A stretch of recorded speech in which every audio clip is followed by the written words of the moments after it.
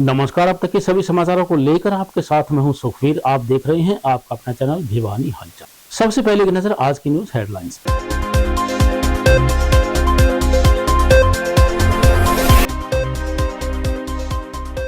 12 फरवरी से लागू होगी मुख्यमंत्री छात्र परिवहन योजना।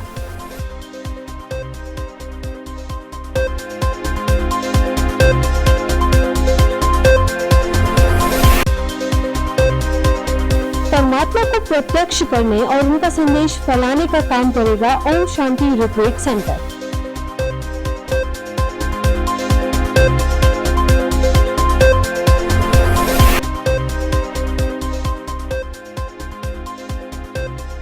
ब्रह्मोत्सव में पूर्व सैनिकों और गौ रक्षकों को किया गया सम्मानित।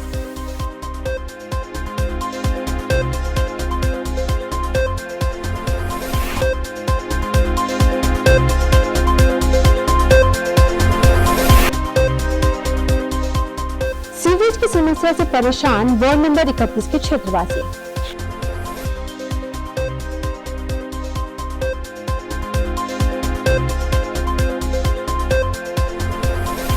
अब खबरें विस्तार से। प्रदेश के स्कूलों में शिक्षा का स्तर सुधारने के लिए चलाई जा रही मुख्यमंत्री छात्र परिवहन योजना से 23 विद्यालयों के 896 बच्चों को लाभ मिलेगा। इस बारे में जिला शिक्षा अधिकारी नरेश मेहता ने बताया कि यह योजना एसएमसी के माध्यम से चलाई जाएगी, जिसके चलते दूर दराज से आने वाले बच्चों की वाहन समस्या का समाधान होगा। जिला शिक्षा अधिकारी नरेश मेहता ने बताया कि शिक्षा विभाग द्वारा शुरू की गई मुख्यमंत्री छात्र परिवहन योजना प्रत्येक जिले के एक ब्लॉक से शुरू की गई है। भिवानी की अगर बात करें तो भवानी खेड़ा के 23 विद्यालयों के 896 बच्चे इसका लाभ उठाएंगे। उन्होंने बताया कि यह स्कीम 12 फरवरी से शुरू हो जाएगी, जिसके बाद बच्चों को स्कूल जाने के लिए वाहन का इंतजार नहीं करना पड़ेगा। वहीं दूसरी तरफ अध्यापक वर्ग भी इस योजना से काफी खुश है। रुद्रा कॉलोनी के ब्रह्मा कुमारी आश्रम स्थित ओम शांति रिट्रीट सेंटर का उद्घाटन गुरुग्राम रिट्रीट सेंटर निदेशक राजयोगिनी आशा दीदी ने किया। यह सेंटर परमात्मा को प्रत्यक्ष करने और उनका संदेश फैलाने के लिए काम करेगा। इस अवसर पर विधायक घनश्याम सर्राफ और नगर परिषद चेयरपर्सन प्रतिनिधि भवानी प्रताप सिंह विशेष रूप से मौजूद रहे। केंद्र प्रभारी बीके रजनी ने इस केंद्र के बारे में जानकारी प्रदान की।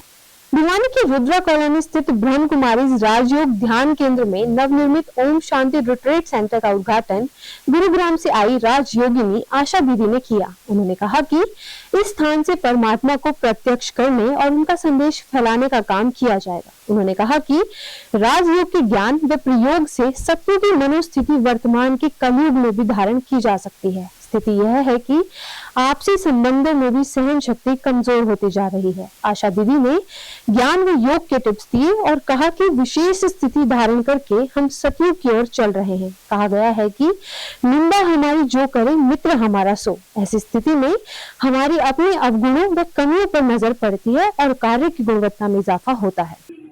प्रजापिता ब्रह्मा कुमारी ईश्वरीय विश्वविद्यालय, जिसका मुख्यालय माउंट आबू राजस्थान है, वहाँ से लगभग 147 देशों में हमारे केंद्रों का संचालन हो रहा है। और ये ईश्वरीय विश्वविद्यालय इस बात में विश्वास करता है कि अगर हम अच्छी दुनिया चाहते हैं, जिसको हमारी भारतीय संस्कृति में कहा जाता है सतयुगी दुनिया, श्रेष्ठ दुनिया, राम राज्य, वो राम राज्य अचानक ही एक दिन धरती पर आ जाए ऐसा नहीं है, परंतु उसके लिए राम राज्य में रहेगा कौन? रहेंगे तो मनुष्य आत्माएं ना, व्यक्ति ही होंगे ना। वही व्यक्ति देवता कहलाएंगे। तो उनको वो दैवी स्वराज के राम राज्य में जो बातें थीं, सर्व का उपकार, धर्म का उपकार, वो सब चीज़ें वर्तमान समय अपने जीवन में धारण करने की आवश्यकता है।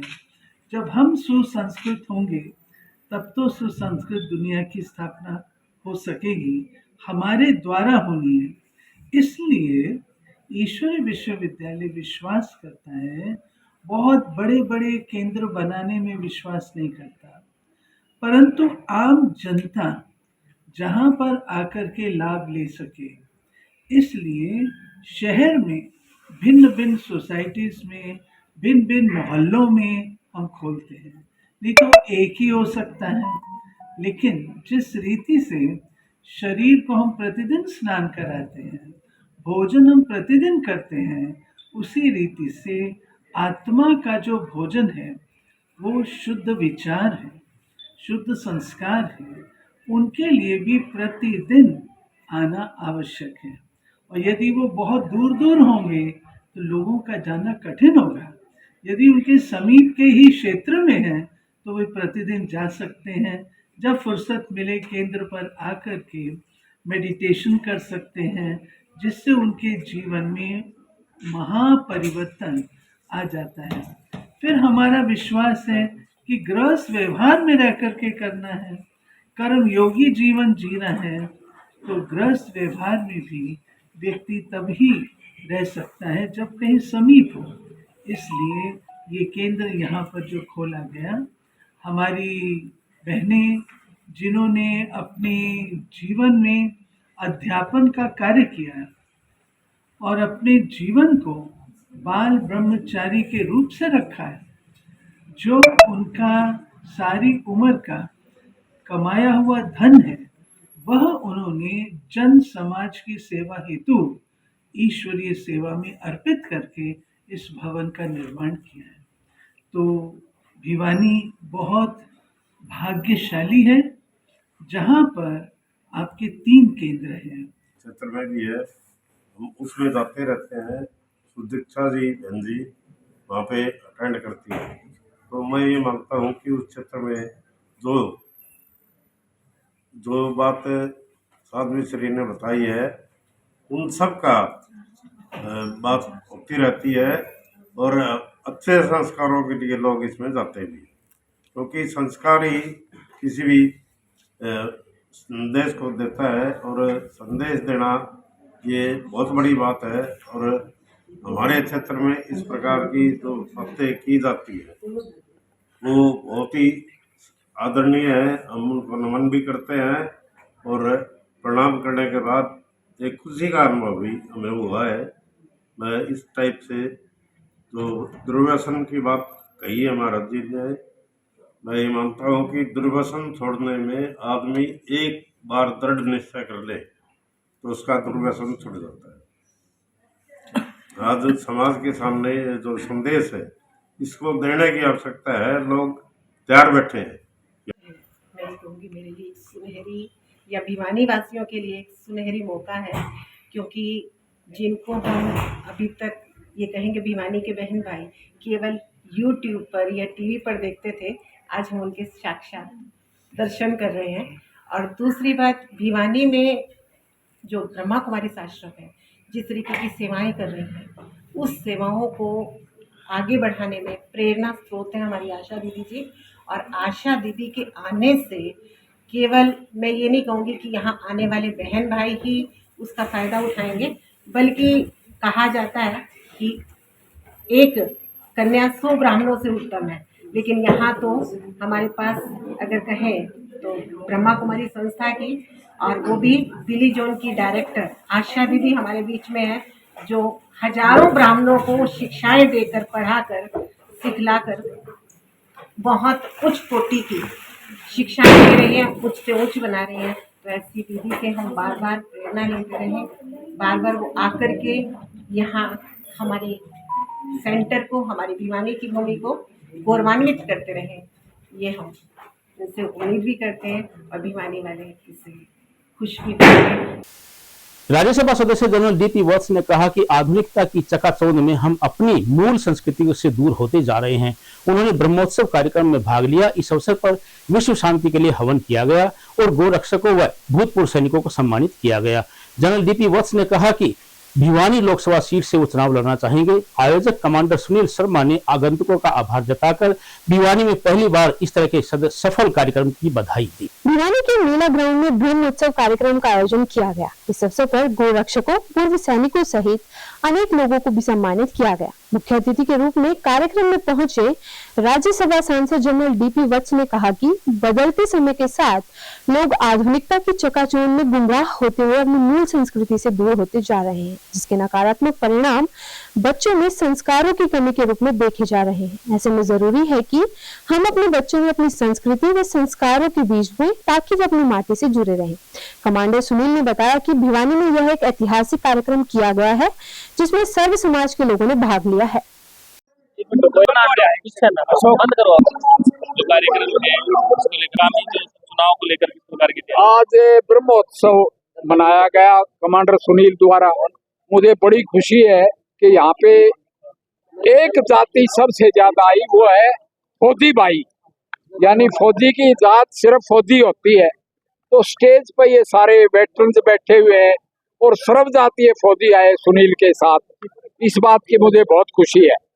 दूसरी खुशी यह है कि भगवान परशुराम का पैगाम यहाँ दिया गया और वसुधैव कुटुंबकम का पैगाम यहाँ दिया गया, संदेश, और सद्भावना का संदेश दिया गया और त्याग, तपस्या और बलिदान का संदेश दिया गया। यानी भगवान परशुराम तो ब्रह्म क्षत्रिय थे, ब्रह्म क्षत्रिय हैं कि उन्होंने संसार को फतेह किया और फिर दान में दे दिया, वो संदेश दिया गया। सद्भावना का और सत्कर्म का संदेश दिया गया। उसके लिए मैं सबको, खासकर भाई सुनील फौजी को बधाई देता हूँ, मुबारकबाद देता हूँ। सर, सीएए लागू होने की कल अमित शाह जी ने घोषणा की, हाँ, कितना जरूरी मानते हैं? ये देखो, जो धार्मिक लिहाज से जिनको उत्पीड़न दे के जिनको धर्म परिवर्तन कराने की कोशिश की गई और वो वापस अपने सनातन मूल में आ गए, चाहे वो हिंदू हैं, चाहे ईसाई हैं, चाहे जैन हैं, चाहे सिख हैं। यानी काबुल से ग्रंथ साहब को बाइज्जत लाया गया मगर सिखों को निकाल दिया गया। इसी तरह पेशावर से हुआ, लाहौर से भी, यानी कि लाहौर हिंदुओं और सिखों का शहर था। रणजीत सिंह जी तो गुजरांवाला के ही थे। इसी तरह हिंदुओं का उत्पीड़न हुआ अमरकोट में। बांग्लादेश से वो जो भी आए हुए हैं उनको नागरिकता प्रदान की जाएगी। अपने ये कहो कि अपने मूल स्थान पे आ गए तो वो एक अच्छी बात है। लोकसभा चुनाव, आने वाले चुनाव का जो मुद्दे हैं वो सबसे बड़ा मुद्दा रहेगा जो हमने कहा वो किया, यानी परफॉर्मेंस, यानी सबका साथ, सबका विकास, सबका प्रयास और सबका विश्वास। उसके साथ साथ विश्वास जब बनता है, जब आप जो कहो वो करो, तो चाहे धारा 370 हो, चाहे 35A हो, चाहे 3 तलाक हो, चाहे CAA हो, चाहे राम मंदिर, यानी मोदी जी ने जो कहा वो करया। और बाकी लोगों को ये भी जचगी कि बाकी भी जो काम बाकी है वो तीसरी टर्म में करके दिखाएंगे। परफॉर्मेंस के मुद्दों पर, विकास के मुद्दों पर, सबके साथ के मुद्दों पर चुनाव लड़ा जाए। बिल्कुल मांगेंगे। ये जो प्रोग्राम था ये मैं वाला प्रोग्राम नहीं था, ये हम वाला प्रोग्राम था। और जहाँ तक मुझे लगता है कि हरियाणा में किसी भी पार्टी को ब्राह्मणों को कम से कम 20 सीट देनी चाहिए और ये हमारा हक है। लेकिन मन से ही बात आई थी कि 4 सांसद पहली बार किसी अगर पार्टी ने बनाए, 5 सांसद, चाहे रामचंद्र जांगड़ा जी को भी शामिल किया था, डीपी वत्स साहब को भी शामिल किया, कार्तिकेय शर्मा जी को भी शामिल किया, अरविंद शर्मा जी को शामिल किया, 4 ऐसे सांसद, रमेश कौशिक जी की बात करें, उसके अलावा 5, तो उसके अलावा क्या चाहिए आप लोग? सब राजनीति में अच्छी हिस्सेदारी और चाहिए सर, ये इससे काम नहीं चलेगा। एमएलए में, विधानसभा में कम से कम 20 सीट होनी चाहिए ब्राह्मणों की। एक बात मैं और कहना चाहूंगा भाई, रामचंद्र जांगड़ा का जिक्र आ गया। अभी तो रामचंद्र वैसे ही माचरी है और आज के दिन विश्वकर्मा समाज सबसे बड़ा ब्राह्मण है। क्यों? क्योंकि विश्वकर्मा ब्रह्मा का बेटा था, तो उसको भी हम सबसे बड़ा मानते हैं। हालांकि वो बैकवर्ड समाज में आ गया, ये हमें खुशी है कि हमारा हिस्सा बैकवर्ड समाज में भी। वैसे तो हर एक जाति बैकवर्ड है। राजस्थान में जाट बैकवर्ड है, गुजरात में राजपूत बैकवर्ड है और उत्तराखंड में ब्राह्मण भी बैकवर्ड है। कर्नाटका में भी कुछ तबके हैं जो बैकवर्ड का ठप्पा करीब करीब हर एक जात पर लग रहा है, मगर हमें इस बात की बड़ी खुशी है कि विश्वकर्मा समाज भी अपना आप को ब्राह्मण कहता है, ब्राह्मण है। लफ्ज टटोलने का काम शायद आज आपने सीवरेज लीकेज के कारण घरों के सामने रहती है जल भराव की स्थिति। बदबू के कारण बीमारियां फैलने का बढ़ चुका है खतरा। यह कहना है वार्ड नंबर 31 के नागरिकों का। उन्होंने बताया कि वे इस समस्या को लेकर संबंधित अधिकारियों को शिकायत कर चुके हैं, लेकिन उनकी समस्या का अब तक कोई समाधान नहीं हो पाया है। सीवरेज समस्या से परेशान वार्ड नंबर 31 के लोगों ने बताया कि वे समस्या के बारे में कई बार प्रशासन को अवगत करवा चुके हैं, लेकिन प्रशासन का इस ओर कोई ध्यान नहीं है। इसके बारे में पार्षद को भी काफी बार सूचित किया गया है, लेकिन इसकी तरफ कोई ध्यान नहीं दिया जा रहा है। इससे यहाँ पर बीमारी फैलने की आशंका बनी हुई है। लोग सुबह पार्क में घूमने आते हैं, लेकिन इसकी बदबू के चलते लोगों को बहुत परेशानियों का सामना करना पड़ रहा है। Dinesh Verma, 31 number ward, Krishna colony निवासी। हमारे यहाँ मालगोदाम गेट के सामने हर टाइम ये गंदा पानी जो भरा रहता है, जो सीवरेज का पानी है, वो जब से इलेक्शन हुए हैं हमारे यहाँ पे कोई सुनवाई नहीं हो रही। और इस तरफ हमारे जो सत्येंद्र मौर्य जी है, जो वाइस चेयरमैन भी हैं, वो यहाँ आकर के बिल्कुल भी संभाल नहीं करते और ना ही देखते हैं। अभी कुछ टाइम पहले यहाँ पे एक पाइपलाइन डाली थी, पाइपलाइन का कनेक्शन नहीं किया, सिर्फ पाइपलाइन डाल के छोड़ दी। उसकी वजह से गलियाँ भी सारी तोड़ फोड़ दी थी, उस गलियों का भी कोई सुधार नहीं हुआ। उसके लिए हम रिटर्न में भी कई बार कमेटी में एप्लीकेशन दे चुके हैं। और अपना ये पानी की जो इकट्ठा होता है, बीमारियां फैल रही है, वो भी हम रिटर्न में कमेटी में कई बार दे चुके हैं, लेकिन वो यहाँ पे देखने करने भी नहीं आते, ना ही संभालने आते हैं कि यहाँ की क्या प्रॉब्लम्स चल रही है क्या नहीं। लाइटिंग की है, चाहे वो आसपास की जो पानी भरा हो जिसकी वजह से गंदगी फैल रही है और मच्छर पैदा हो रहे हैं। बच्चे भी कई बार गिर चुके हैं इसमें, और बुजुर्गों को कई बार आने जाने में बहुत ज़्यादा दिक्कत होती है, परेशानी होती है। सर यहाँ पर दिक्कतें बहुत ज़्यादा हैं। एक तो सीवर का पानी मिक्स होकर आ रहा है पीने के लिए, सबसे ज़्यादा मेन प्रॉब्लम वही भी है। और ये सीवर आप देख ही रहे हैं, आपके सामने जो दिख रहा है, इतना पानी भरा पड़ा है इतने टाइम से। जब से एमसी बना है कोई सुनवाई नहीं हो रही, ना कोई चेयरमैन सुन रहे हैं, ना कोई भी सुनवाई नहीं कर रहा। मेरा मोरचंद है, मैं यहाँ 31 वार्ड में रहने वाला आदमी हूँ और यहाँ पर भी प्रॉब्लम बहुत ज़्यादा हो रही पानी की। 4 सीवर फ्लो होता है जैसे भी है, और कई दिन हो काफ़ी देखते नहीं हो रहा है। और पार्क में घूमने आते हैं तो लोग कहते हैं तो हमारे कमेटी के भैया आके प्रॉब्लम हमारी सीधी करें और पानी निकलवा दें, ताकि जो हमारे आने जाने में दिक्कत न हो, बीमारी। अब एक खबर चलते चलते, चुनावी समय में राजनीतिक दलों के साथ जातीय संगठन भी सक्रिय हो गए हैं। प्रदेश का अग्रणी वैश्य समाज का कहना है कि आने वाले चुनाव में यह वर्ग अहम भूमिका निभाएगा। वैश्य समाज के लोकसभा चुनाव में एक सीट अग्रवाल समाज के नेता को देने की मांग की है। वैश्य समाज के नेता अशोक वानीवाला ने विधानसभा चुनाव में इस समाज को 15 टिकट दिए जाने की मांग उठाई है। उनका कहना है कि आजादी के संघर्ष से लेकर वर्तमान आर्थिक क्षेत्र में वैश्य समाज का अमूल्य योगदान रहा है। फिर से एक खबर चलते चलते,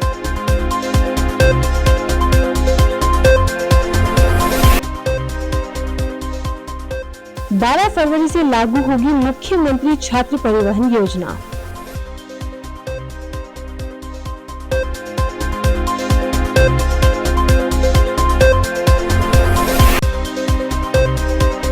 परमात्मा को प्रत्यक्ष करने और उनका संदेश फैलाने का काम करेगा Om Shanti retreat centre.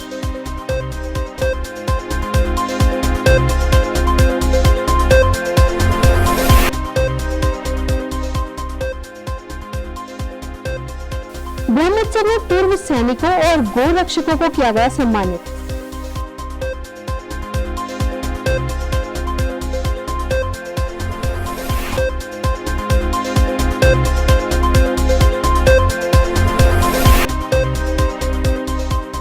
Sewerage की समस्या से परेशान वार्ड नंबर 31 के क्षेत्रवासी।